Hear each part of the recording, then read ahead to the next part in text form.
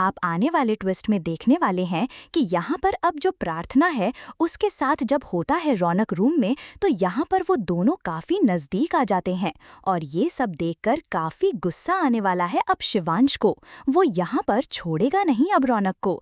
जी हाँ, असल में यहाँ उसकी काफी धुलाई होने वाली है, लेकिन कैसे और आगे क्या होगा चलिए बताते हैं।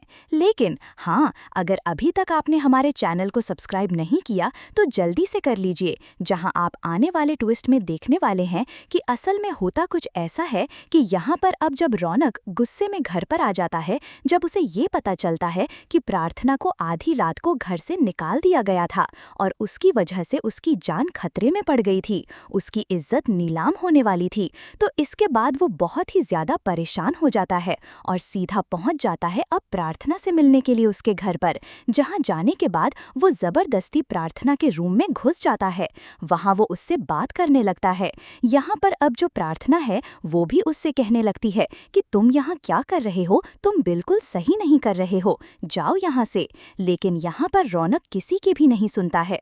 तभी यहाँ पर जो बुआ जी होती है वो कॉल कर देती है शिवांश को। शिवांश मीटिंग में होता है तो वहां से वो गुस्से में आ जाता है घर पर और आकर पूछता है कि रौनक कहाँ है, जहाँ पर बुआ माँ बताती है कि वो अभी तक प्रार्थना के रूम में है, पता नहीं क्या कर रहे हैं दोनों। जिसके बाद यहाँ पर अब शिवांश भी गुस्से में आता है, वो रूम में घुसता है। तभी वो देखता है कि प्रार्थना तो रौनक की बाहों में है, जिसे देखकर उसका गुस्सा 7वें आसमान पर होता है। वो वहीं से रौनक को घसीटते हुए घर से बाहर फेंकने वाला है और साथ ही यहाँ पर वो अब पुलिस भी बुलाने वाला है, जहाँ पर पुलिस आएगी और इस बार तो रौनक को वार्न करके चली जाएगी। लेकिन अगर अगली बार से रौनक घर के आसपास भी दिखा तो सीधा जाएगा जेल के अंदर। तो भाई सीरियल बहुत ही इंटरेस्टिंग होने वाला है।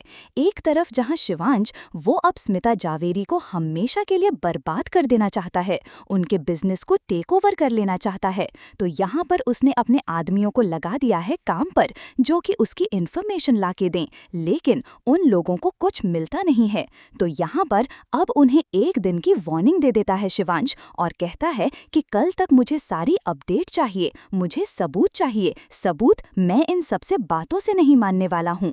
जिसके बाद वो लोग फिर से काम पर लगने वाले हैं और यहाँ पर अब स्मिता का क्या होगा ये देखना बहुत ही इंटरेस्टिंग होने वाला है, क्योंकि वो जेल से बाहर तो आ गई है, लेकिन भाई वो बहुत परेशान नजर आ रही है, क्योंकि एक तरफ उसका बेटा जो उससे छिनता जा रहा है। तो भैया आप हैं कितने एक्साइटेड आने वाले ट्विस्ट के लिए, हमें कमेंट बॉक्स में बताएं। साथ ही यहाँ पर अब शिवांश और प्रार्थना के बीच भी अब जो दूरियां थी वो धीरे धीरे कम होंगी, क्योंकि दोनों ही एक दूसरे के लिए फील करने लगे हैं। तो भाई आप कितने एक्साइटेड हमें कमेंट करें। ऐसे ही खबरों से जुड़े रहने के लिए आप हमारे चैनल को जरूर सब्सक्राइब कर लें।